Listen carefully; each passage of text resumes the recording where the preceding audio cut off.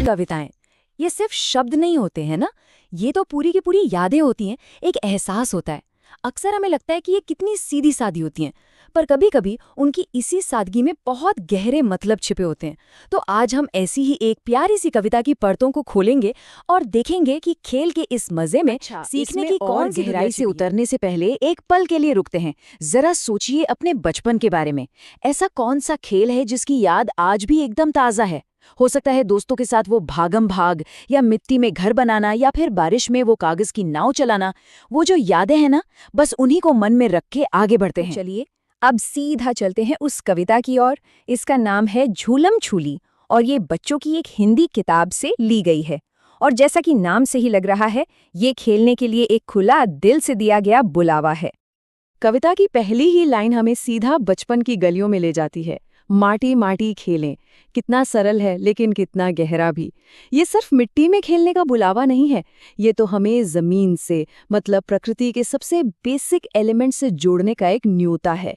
ये याद दिलाता है कि अरे, हमारी खुशी तो कितनी सिंपल चीजों में छिपी हो सकती है।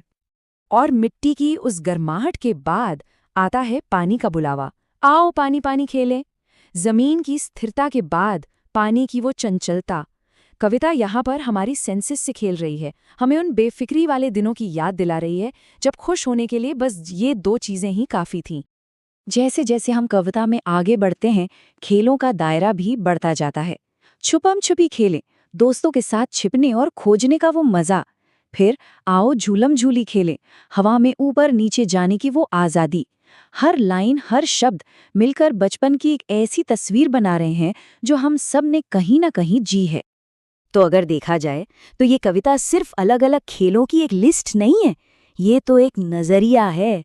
ये हमें बताती है कि बच्चों के लिए तो पूरी दुनिया ही एक बहुत बड़ा खेल का मैदान है, जहां हर कोने में, हर चीज में मजा और एडवेंचर से देखते हैं ना, तो एक बहुत दिलचस्प पैटर्न नजर आता है। कविता में 3 अलग अलग तरह के खेल हैं।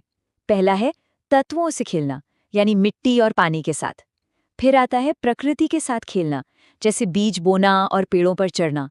और आखिर में है सोशल प्ले, यानी दोस्तों के साथ मिलके खेलना, जैसे छुपन छुपाई। तो ये कविता खेल के हर पहलू को कितनी खूबसूरती से कवर करती है। और ये तस्वीरें इस बात को कितने अच्छे से दिखाती हैं। देखिए, एक तरफ ये ऊपर चढ़ती हुई बेल जो प्रकृति के बढ़ने और रोमांच का सिंबल है, और दूसरी तरफ ये प्यारी सी गिलहरी। कविता में जब लाइन आती है चढ़े पेड़ पे कदम पकड़ी, तो प्रकृति के साथ जुड़ने का बिल्कुल यही एहसास मन में आता है। अच्छा, तो अब तक हमने इस कविता की इमोशनल और नॉस्टैल्जिक साइड को देखा, लेकिन अब कहानी में एक ट्विस्ट है। क्या हो अगर मैं कहूं कि ये सिर्फ एक प्यारी सी कविता नहीं है? चलिए अब इस पार्ट के एक छिपे हुए सवाल है जो एक हमें पूछना इंटेलेक्चुअल चाहिए। मकसद की तरफ आखिर ये सिर्फ एक कविता क्यों नहीं है? इसमें ऐसा और क्या है जो इसे सिर्फ एंटरटेनमेंट से आगे ले जाकर एजुकेशन के दायरे में खड़ा कर देता है? इसका जवाब हमें कविता के ठीक बाद आने वाले इस एक्सरसाइज वाले पन्ने पर मिलता है। यहाँ कई सारी एक्टिविटीज हैं, लेकिन असली राज छिपा है सबसे नीचे दिए गए शिक्षण संकेत में। ये एक छोटा सा नोट है टीचर्स के लिए, और यही इस पूरे पाठ के गहरे एजुकेशनल मकसद को खोल कर रख देता है। वो मकसद इस एक शब्द में छिपा है, ध्वनि बोध। अब इसका मतलब क्या है?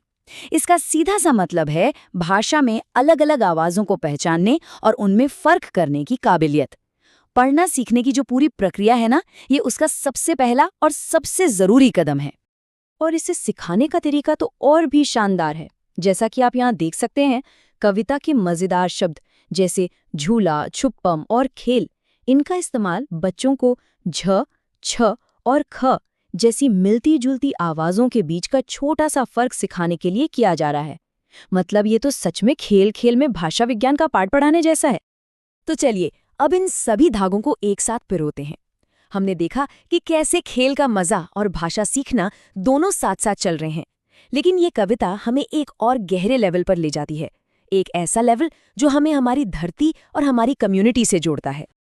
और शायद सबसे खूबसूरत बात यह है कि यहाँ खेल जिंदगी से कोई अलग चीज नहीं है, बल्कि उसी का एक हिस्सा है। कविता की ये लाइन, धरती में बीजों को बोएं, इस सोच का सबसे मजबूत उदाहरण है। ये खेलने के एक सीधे साधे काम को खेती, पोषण और जीवन के पूरे साइकिल से जोड़ देती है। और ये जो सोच है ना, ये सिर्फ मेन कविता तक ही सीमित नहीं है। इसी पाठ में एक और छोटी प्यारी सी कविता है। एक थे भाई खट, एक थे भाई पट। ये दो चूहों की कहानी है जिन्हें एक मटर का दाना मिलता है और वे उसे आधा आधा बांट लेते हैं। ये शेयरिंग और कम्युनिटी की भावना का कितना सुंदर संदेश है जो पूरे पाठ में गूंजता रहता है। तो एक सरल सी दिखने वाली ये कविता हमें खेल, भाषा, प्रकृति और समाज के कितनी कॉम्प्लेक्स और खूबसूरत दुनिया में ले जाती है, और ये हमें इस आखिरी सोचने पर मजबूर कर देने वाले सवाल के साथ छोड़ जाती है कि हमारे खेल हमारे बारे में क्या बताते हैं।